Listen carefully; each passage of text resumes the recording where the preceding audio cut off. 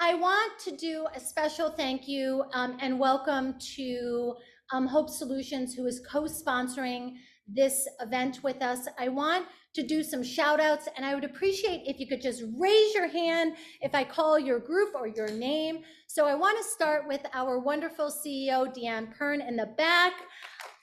Yes. I want to welcome the chair of our board, Don O'Neill. I want to say how grateful I am to our community organizer, Jocelyn Vera, our resident empowerment program leaders, William Goodwin, Casey Kadar, Irma Goodwin, and there's several others who I think are on Zoom, but our resident empowerment program is here and we are so grateful for them. I also want to do a shout out to the professional staff of Hope Solutions, Victoria, Debbie, and a special shout out to Carrie, who has just done so much to make today possible. I want to thank Hillcrest for hosting us. I want to say a huge thank you to Reverend Will and his colleagues for handling all of the tech and always being such a great partner in this. And I want to say a big thank you to Rabbi Gratz, Pastor Lauren, and Father Paulson for being phenomenal thought partners in all of this. So we do have a packed agenda. We are going to move pretty quickly through our agenda, but feel free to get up, use the restroom, grab more food. You are more than welcome to ask questions along the way. And we also have about 15 minutes at the end to have a discussion, to do reflections, and to ask questions. And we also are going to maintain a parking lot where if there's certain questions or topics that have come up that we just aren't going to be able to unpack today, we will unpack that at a later time. So I'm going to turn it over to Rabbi Kratz. Or no, I'm going to turn it over to Father Paulson to lead us in prayer and to welcome us. Sorry. Thank you, Jasmine. Good morning. Good morning. I am Father Paulson from Christ the King Church, the church right next to Hillcrest. On behalf of the Advisory Council, I want to invite you to this beautiful gathering. As always, we want to start this with a prayer. I'd like to use the breath prayer, which all of us know what that is. Breath, when we are born, that's the first act that we do. It's the last act before we die. In the Judaic tradition, Christian tradition, when God created the world, he breathed into man, into woman. In Buddhism, breath makes you aware of your body. In Hinduism, the word prana. If you can control your body, then you can control your life. And so breath is such an important part of our lives. I invite you to close your eyes for a few moments. I'd like you to take a deep breath, hold it for a few moments, and then let it go slowly.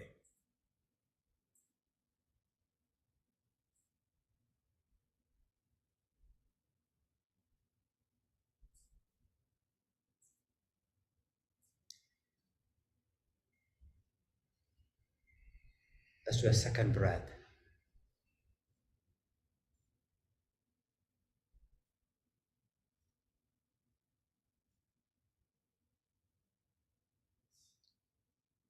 We are on the sacred grounds of Hillcrest, beautiful community with a great pastor. And so as we take the next breath, let's think of God, our refuge. Let's take a deep breath.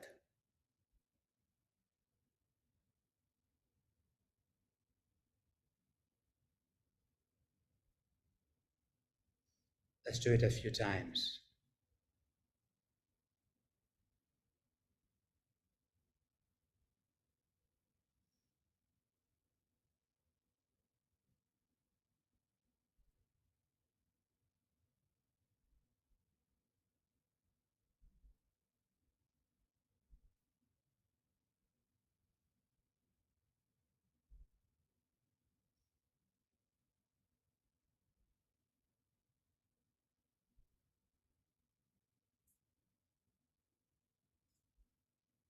As we take the next few breaths, let's think about the many folks that will receive refuge and shelter. And so let's keep that prayer that we can provide shelter to the needy. Let's go ahead and take a deep breath.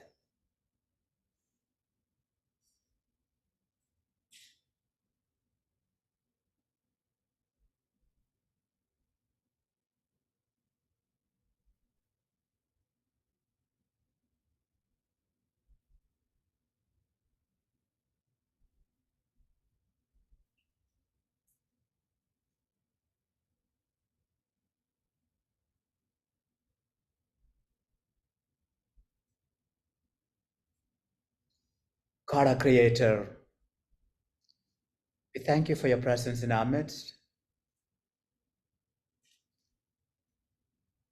God, we faith leaders have gathered together this morning to do what you ask us to do.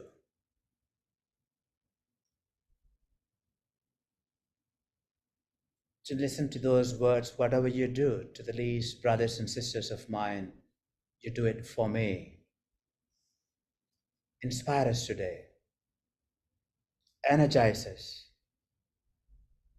And help us to carry your message of love, compassion into our communities of faith.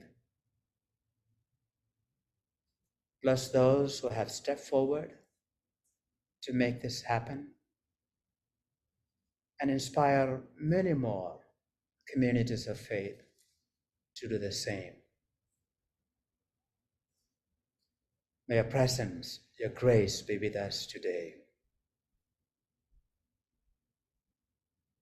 Let's all respond, Amen. Amen. Thank you.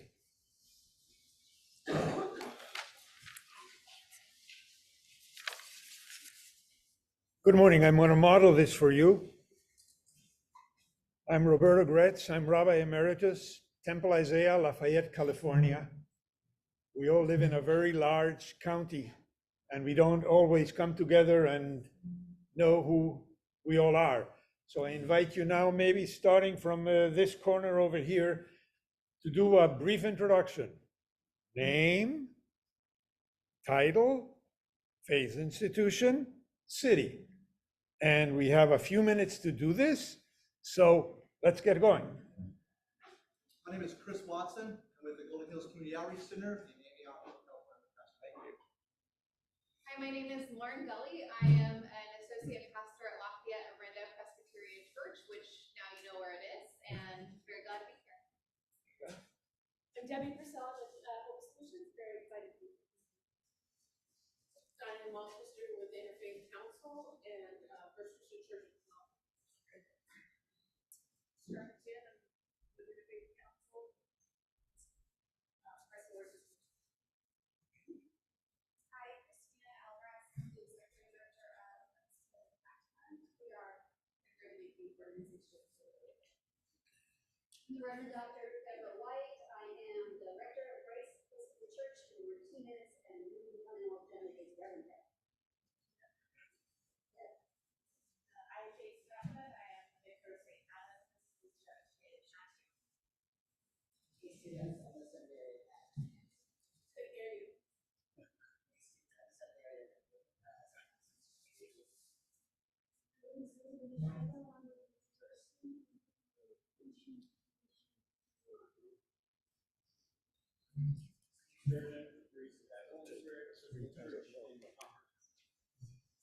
I'm Dan Stein, I'm the rabbi at Congregation for the Swellable. Hi, Dan.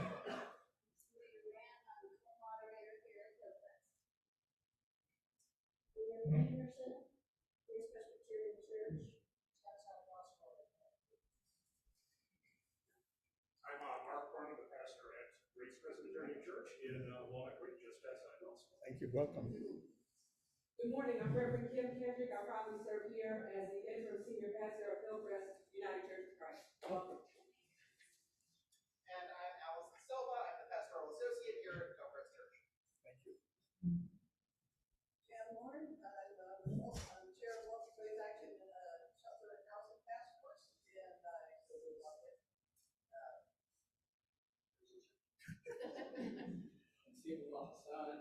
solemnly allegiance to the representative of Seven My name is Dan Jones. I'm on the High Council of the Danville Stake of the Church of Jesus Christ of Latter-day Saints. My name is Alina Turner, and I'm in Pittsburgh United Methodist Church. I'm treasurer and trustee of the church, and that's in Pittsburgh. I'm Tommy Branna, and I'm a pastor at Walnut Creek Presbyterian Church. Nellie Phillips, I work for eBay Think Once for One. I'm user meeting organizer at County and also doing community services. I'm Debbie Wilson. I'm a member of St. Martin Lutheran Church in Pleasantville. Liz Fisher, I'm the director of Church of the Resurrection Lutheran Church, just across the street. Okay, why don't we come to the front here? Oops, wait.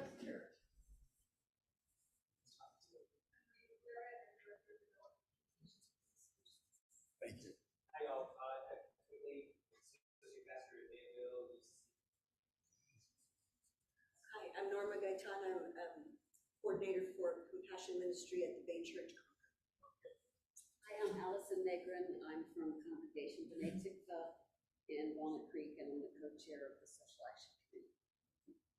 Will McGarvey, East County Shared Ministry and Interfaith Council. He knows how to do this.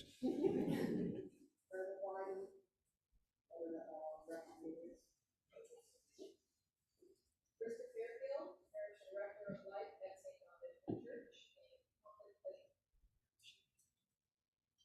Nancy Davey, board chair of the Christian Science Church down the street in Walnut. Right boy, I'm a parishioner of St. Ignatius of Antioch.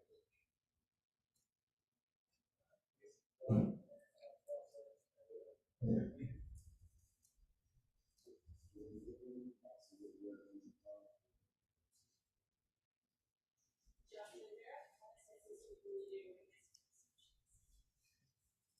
Salvation Fox, I'm on the outreach committee at the church.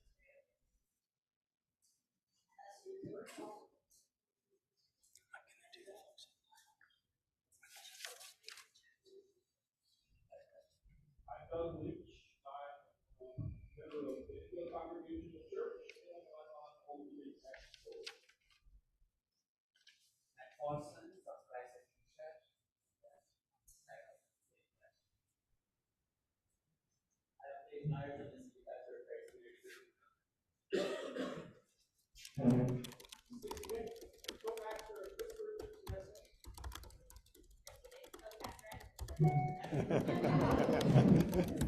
I'm acting member, I'm director of children's recreation at St. Martin.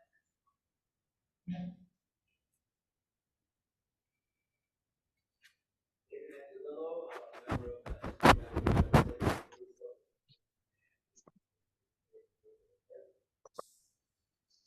Tina Carrot, CEO of Hope Solutions. I'm Debbie Thorne, the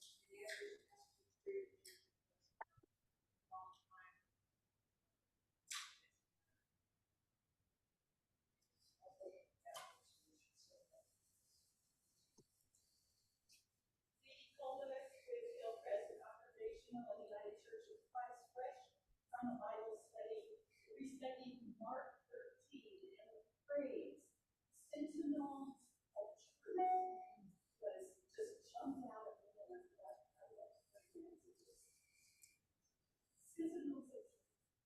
Yes. Dora Vitaliana with Interfaith Peace Project, and I work at the Lamont Foundation for Housing with Wheels.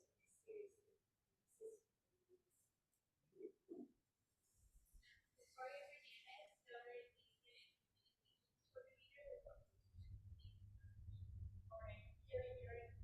Community outreach manager of solutions. I'm Donald O'Neill, board chair of Health Solutions. We have a few folks online as well. We have Reverend Sophia DeWitt, Senior Director of Programs at the East Bay Housing Organization. We're going to call on her to share a little bit later. Cheryl Isley, member of Pittsburgh Church of the Nazarene, who will hopefully be sharing as well. And Jane Settle, parishioner at St. Perpetua Church in Lafayette. Peg Miller, Peggy Dyer, Audie, Donna's iPad, Erica from the Bay Church, Reverend Leslie Taylor from First Christian Church, someone named Grace Cruz, Jeff Beckett, Kate Lenhart from MDUUC, Laura Monin and Laura Biasotti, Neighborhood Development, and Meredith Cup, a Coro Policy Fellow. Thank you. And as we prepare for this morning, we always like to ground our work in the wisdom of our diverse traditions. We are all familiar with what our own tradition says. We're not always as familiar with what the other fellows' traditions says. So this morning, I want to invite first to teach from the Quran, Sheikh Hazan, to please come forward and share a few words of wisdom with us.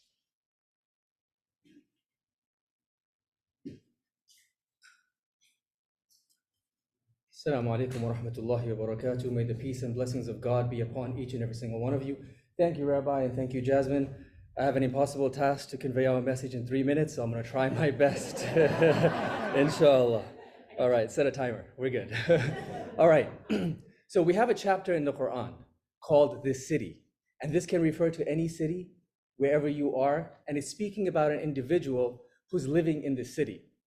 So God mentions, he swears by this city, and he swears upon this individual or individuals or groups who live in a city, who probably like to hoard wealth, who probably like to spend wealth lavishly. And as they go through time, they learn the consequences of their actions, and they want to help, but they turn to God and say, I've squandered all my wealth doing X, Y, and Z. So God is basically reminding them, number one, did we not give you any eyes so that you may see, so that you may witness the struggle and strife of life? Life has many different colors, it has many different ways that people live their lives. People go through different struggles. Some are not as fortunate as other people. So did we not give you any eyes for you to see?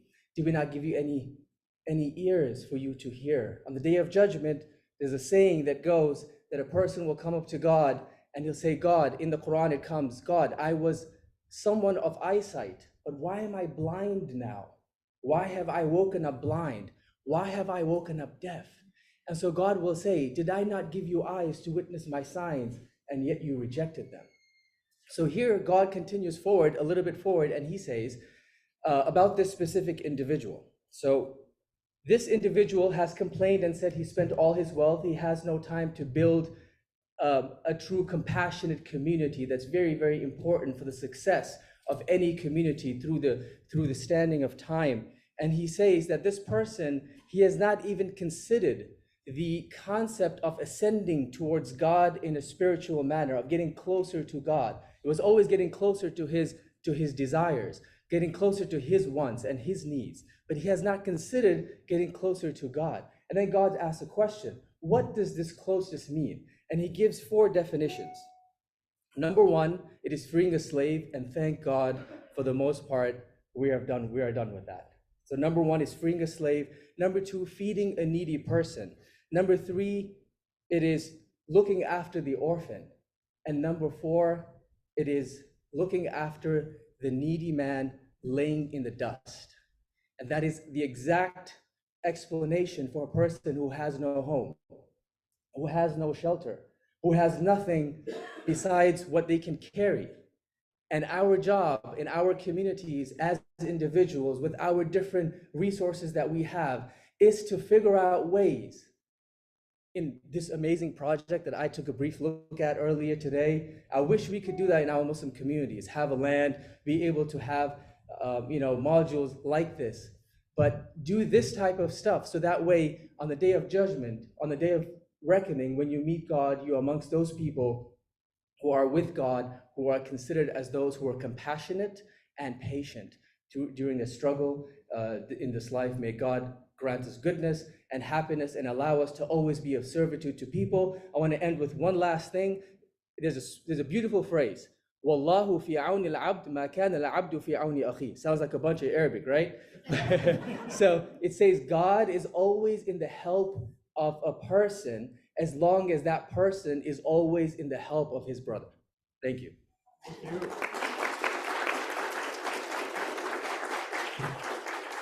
Invite now my colleague, Rabbi Daniel Stein from Congregation B'nai Shalom in Walnut Creek.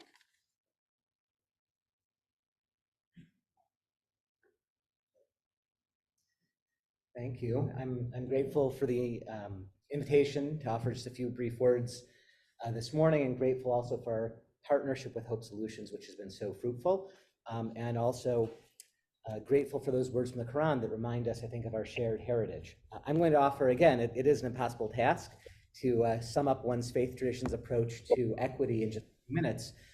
So I'll do is share a few words from the Midrash, from the rabbinic tradition that seeks to understand scripture from the first centuries of the Common Era. So this is a teaching from the Talmud in Sota. Amar Rabbi Chananya bar Rabbi Chanina. So Rabbi Chama bar Chanina says, "My dichtiv." What is the meaning that the Torah brings for us with the words "Acharei Hashem Elohechem telechu"? You shall walk after the Lord your God. The Midrash has a problem with the anthropomorphism of God. God has no body. What does it mean to walk on the path of God? Is it possible for a human being to walk after the divine presence? Rather, we should strive as though we were able to walk after the virtues of the Holy Blessed One. As God clothes the naked, you should clothe the naked. As God visits the sick, you should visit the sick. As God comforts those who mourn, you should comfort those who mourn. As God buries the dead, you should bury the dead. And it goes on to teach that Rabbi Simlai taught, the Torah begins with deeds of loving kindness, with deeds of chesed, with deeds of grace, and ends with deeds of grace. It begins with deeds of loving kindness, as it says, God provided Adam and Eve with skins to wear. And it ends with loving kindness, as it says, God buried Moses in the valleys of Moab. Our traditions, I think, teach us this profound value, as we've heard, of doing that for those who cannot do for themselves, providing need, providing clothing, providing shelter. And I have to say, I'm so grateful to be a part of a community that values these things in such a serious way. So, thank you.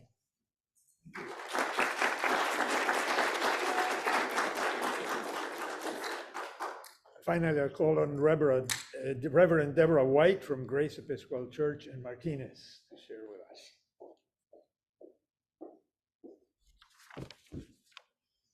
So every major religious tradition that I know of has some version of what we've gotten to call the golden rule. Love your neighbor in the way you would like to be loved, or the reverse of that, don't do to other people what you don't want done to you. This is, for Christians, a foundational idea, and we find it in both our Hebrew scriptures, which we have inherited from our Jewish siblings, and in our New Testament, which is about the life and teachings of Jesus. The need to care for all of God's creation is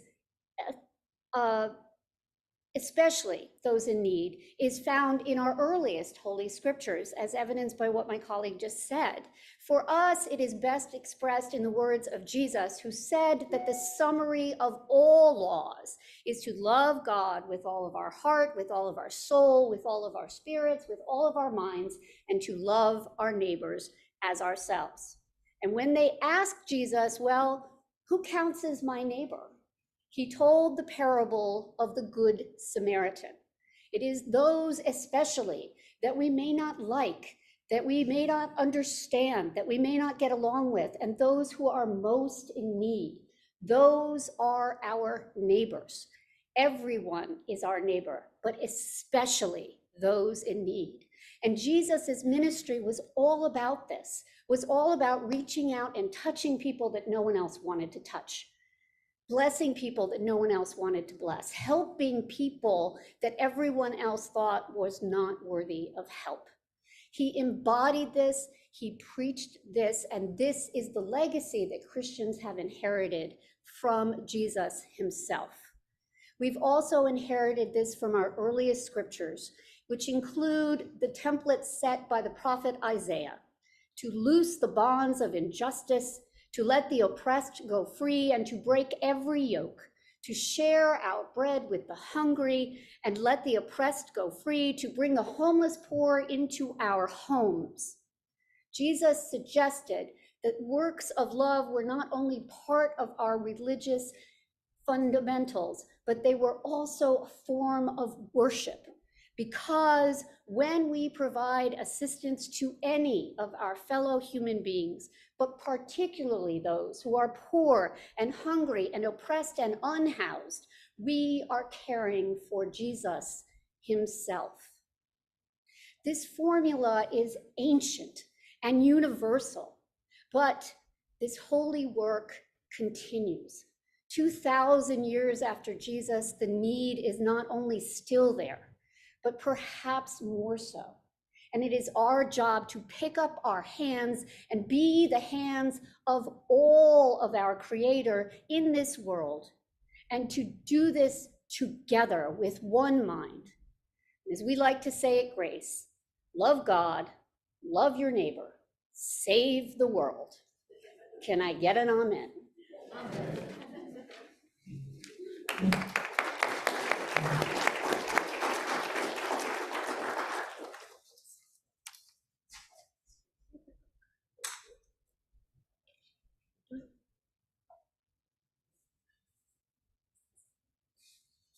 Thank you so much. So I just want to take a moment to introduce the two organizations that are co-hosting this event today. Two organizations, the Multi-Faith Action Coalition and Hope Solutions, communities that or organizations that are not new to communities of faith. Hope Solutions, formerly known as Contra Costa Interfaith Housing, was founded in 1997 and is a leading homeless services provider in Contra Costa County, providing permanent housing to over 750 households and professional supportive services to over 2,000 clients annually. The Multi-Faith Action Coalition is a group of over 50 faith institutions in Contra Costa County that are committed to advocacy for issues of poverty. What's so interesting is that both of these organizations were founded by communities of faith, many of whom are here today. This is an exciting new chapter in the world of our faith community to rally around a solution that probably feels like a problem that is somewhat intractable. But we think we've found a special solution, not the solution, but a solution. We are united by our faith. We are united by our shared mission to help the needy, the poor, and the vulnerable. And I am really excited for you to be able to meet many of the clergy and congregations that are coming together to take this leap of faith with us to get involved and to make a difference. I'm going to turn it over to Jocelyn Vera.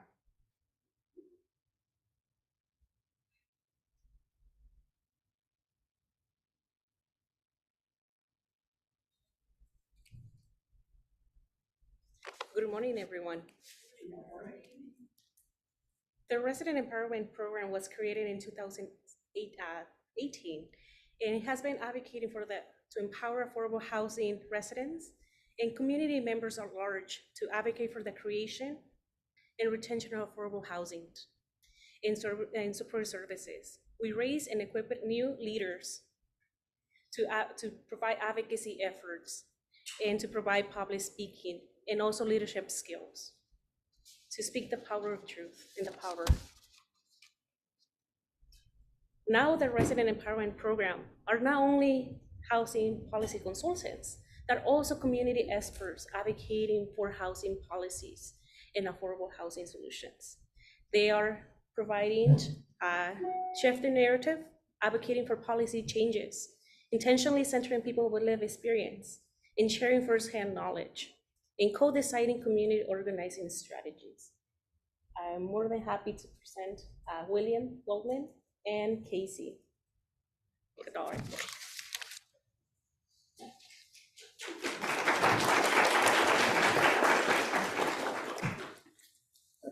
Hello, everyone. Good morning. All right. So I'm going to share what I wrote for the city council meeting. Hello, everyone. My name is Casey Kadar, and I'm a housing policy consultant with Hope Solutions, and I'm here to talk about my lived experience. Have you ever wondered what it would be like attending high school without stable housing, or maybe how a student could end up unhoused? Well, in my case, it was June of 2015, my junior year, when me and my father had to move out of our apartment because my dad wasn't able to work anymore due to him being a military veteran with PTSD, which was triggered by the death of my mother. I dropped out of school that year, and my dad sent me to Richmond to stay with my family for a month. Once I got back, I moved in with my mom's best friend who lived across the street from the house I grew up in. I stayed there in a non-insulated garage for the summer while my dad went to stay in a homeless shelter for veterans. I started attending school again the next school year, and fortunately I never spent too many nights on the street because I received help, whether that was couch surfing with friends or staying with my dad in the homeless shelter, where I had to take an 1.5-hour train ride to and from school. Eventually, my dad got an apartment from Support Services for Veterans that was supposed to cover for 12 months of rent, but got cut short due to limited funds. After I graduated, I started renting out a house, but needed 4 roommates to be able to afford the rent there. We made that last about a year, but once some roommates moved out, I ended up having to move back in with my dad out here in Contra Costa County because he was living in an affordable housing unit. And by no means is it perfect, but it's the first time in a while that I haven't had to worry about where I'll end up next. But with everyone's support for the development of more affordable housing, it would give me and many others the opportunity to live on their own, which is why I feel and am here advocating for affordable housing, because I feel it's necessary to address the issue.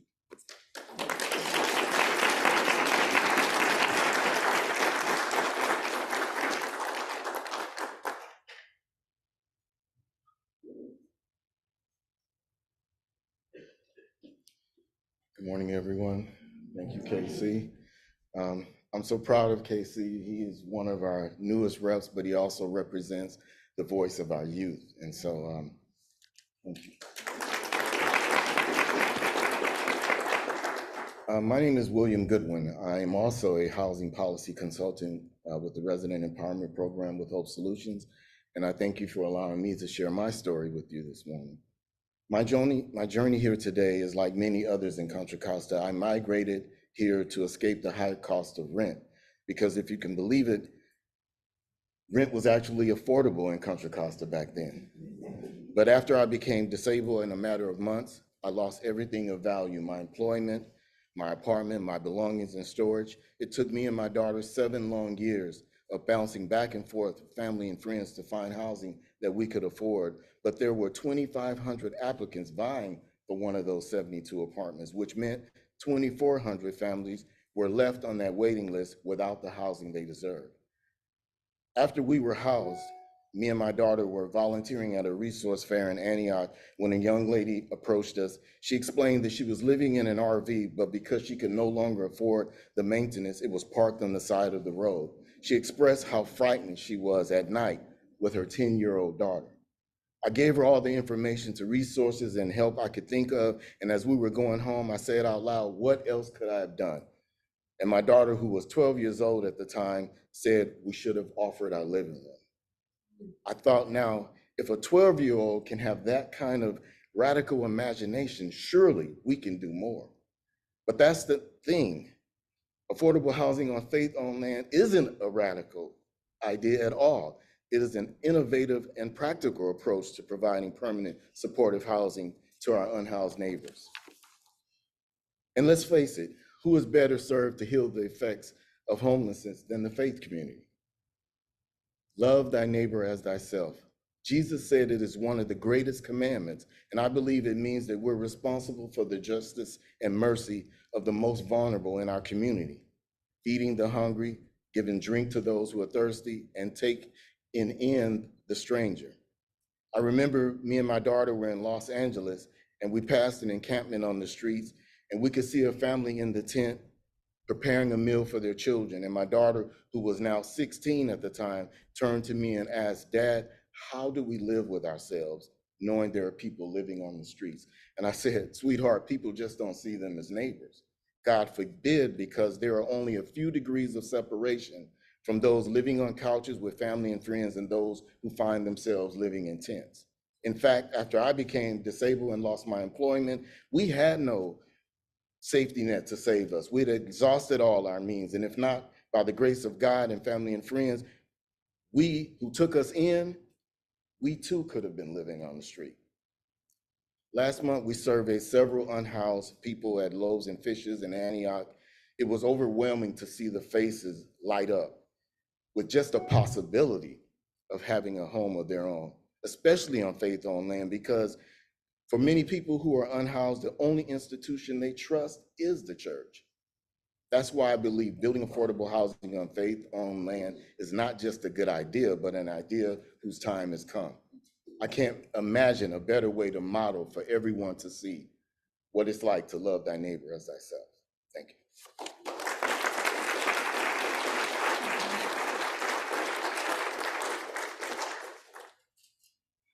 I don't know how you go after that. I've got the privilege to work with Casey and William many times, and I never know how to follow that. So